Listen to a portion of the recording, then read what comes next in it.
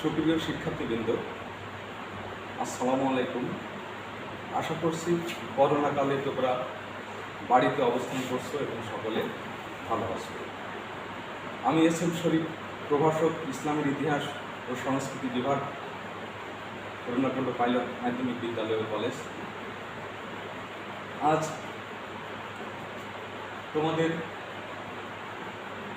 ইসলামের ইতিহাস ও সংস্কৃতি বিষয়ে আলোচনা করছি হযরত আবু বকর রাদিয়াল্লাহু তাআলা আনহু সম্পর্কে।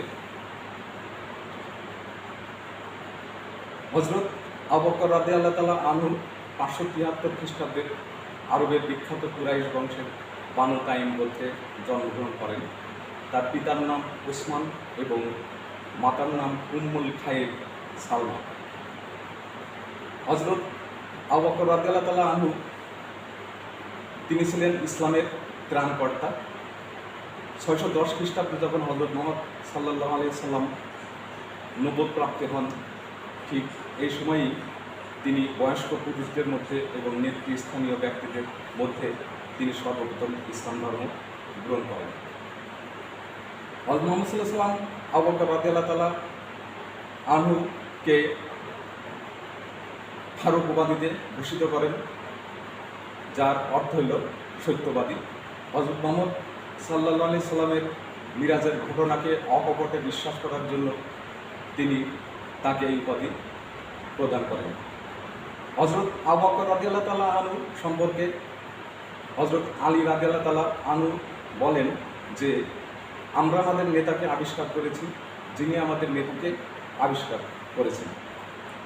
হযরত ওমর রাদিয়াল্লাহু তাআলা আনহু হযরত আবু বকর রাদিয়াল্লাহু তাআলা আনহুকে উদ্দেশ্য করে বলেন যে, ইসলামের খেদমতের ব্যাপারে আবু বকরকে কেউ অতিক্রম করতে পারবে না।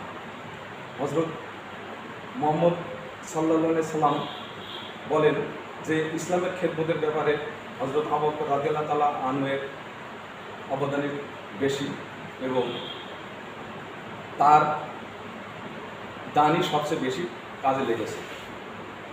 হযরত আবু বকর রাদিয়াল্লাহু তাআলা আনহু তৎকালে অল্প সংখ্যক শিক্ষিত লোকের ভিতরে তিনি ছিলেন একজন শিক্ষিত এবং তিনি কখনো মদ স্পর্শ করেননি। তিনি হযরত মুহাম্মদ সাল্লাল্লাহু আলাইহি সাল্লামের বয়সে 3 বছরের ছোট হলেও তিনি ছিলেন হযরত মুহাম্মদ সাল্লাল্লাহু আলাইহি সাল্লামের নিত্য খেলার সঙ্গী এবং হযরত মুহাম্মদ সাল্লাল্লাহু আলাইহি সাল্লামকে তিনি ছায়ার মতো অনুসরণ করেছেন।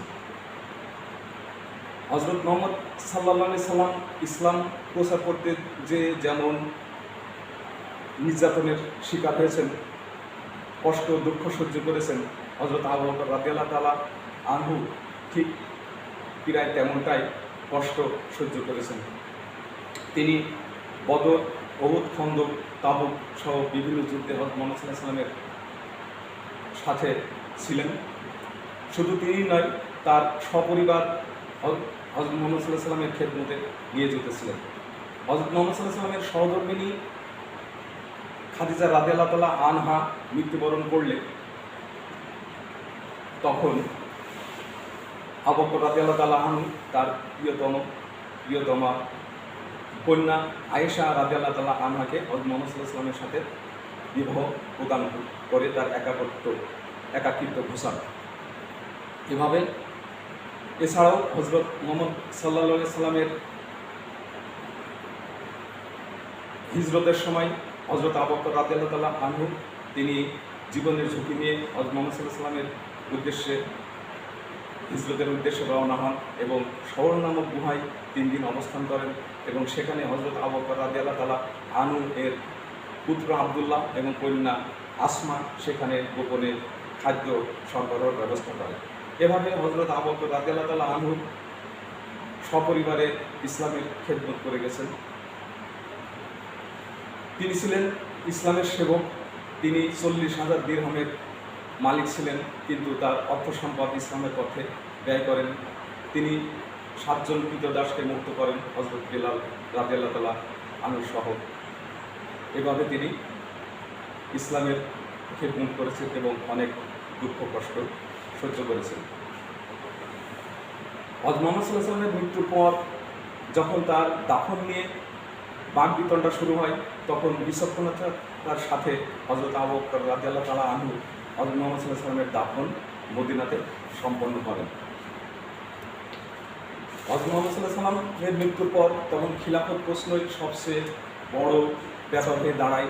তখন আবু বকর রাদিয়াল্লাহু তাআলা আনহু সহ সকলেই সাকিফা বানি সাইদা নামক স্থানে সকলে সমবেত হয় এবং পরবর্তী খলিফা কে হবে এই প্রশ্ন দেখা দিলে হযরত আবু বকর রাদিয়াল্লাহু তাআলা আনহু এবং হযরত ওমর রাদিয়াল্লাহু তাআলা আনহুকে সমর্থন করলে হযরত ওমর রাদিয়াল্লাহু তাআলা আনহু তখন বয়োজ্যেষ্ঠতা এবং হযরত মুহাম্মদ সাল্লাল্লাহু আলাইহি ওয়াসাল্লামের ইঙ্গিতের পরিপ্রেক্ষিতে তিনি হযরত আবু বকর রাদিয়াল্লাহু তাআলা আনহুকে 632 খ্রিস্টাব্দে খলিফা নির্বাচিত করেন এবং আনুগত্যের শপথ গ্রহণ করেন এবং উপস্থিত সকলে হযরত আবু বকর রাদিয়াল্লাহু তাআলা আনহুকেই খলিফা হিসেবে মেনে নেয়। হযরত আবু বকর রাদিয়াল্লাহু তাআলা আনহু হযরত মুহাম্মদ সাল্লাল্লাহু আলাইহি ওয়াসাল্লামের মৃত্যুর পর মদিনাতে তিনি হযরত মুহাম্মদ সাল্লাল্লাহু আলাইহি ওয়াসাল্লামের উপদেশ বাণী প্রচার করার জন্য তিনি বিদ্যালয় স্থাপন করেন। তিনি ছিলেন ইসলামের সেবক। ঐতিহাসিক দৃষ্টিকোণ থেকে জানা যায় যে ইসলামের চরম দুর্যোগময় মুহূর্তে তিনি ইসলামকে রক্ষা করেছিলেন। একদিকে যেমন জাকাত বিরোধী আন্দোলন, খণ্ড নবীদের আবির্ভাব এবং স্বধর্মত্যাগীদের আন্দোলন, এই পরিপ্রেক্ষিতে তিনি ইসলামের তরি সঠিক জায়গাতে ভিড়িয়েছিলেন।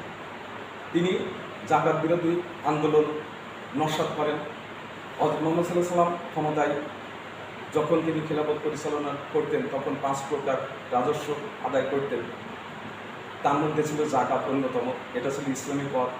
কিন্তু অভিজাত শ্রেণী এই জাকাত দিতে অস্বীকৃতি জানালে হযরত আবু বকর রাদিয়াল্লাহু তাআলা আনহু তিনি এই জাকাত বিরোধী আন্দোলন প্রতিহত করেন।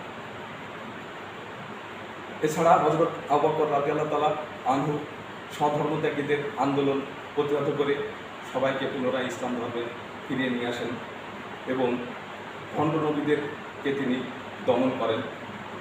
মুসাইলামা, তোলাইহা, সাজা নামে খণ্ড নবীদের তিনি দমন করেন এবং তিনি জায়েদ বিন সাবিদেরকে সাথে নিয়ে হযরত ওমর রাদিয়াল্লাহু তাআলা আনহুর পরামর্শক্রমে তিনি কুরআনকে গ্রন্থ আকারে লিপিবদ্ধ করেন এবং তিনি হাদিস সংগ্রহ করেন এবং হাদিস লিপিবদ্ধের ব্যাপারে তিনি একাধিক রাবীর মতামত গ্রহণ করে তিনি বিশুদ্ধ হাদিস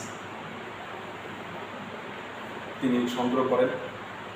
তিনি ছিলেন গণতন্ত্রের মূর্ত প্রতীক। তিনি সুশাসন প্রতিষ্ঠা করেন। সুপ্রিয় শিক্ষার্থীবৃন্দ, হযরত আবু বকর রাদিয়াল্লাহু তাআলা আনহু সম্পর্কে আলোচনা শেষ করছি।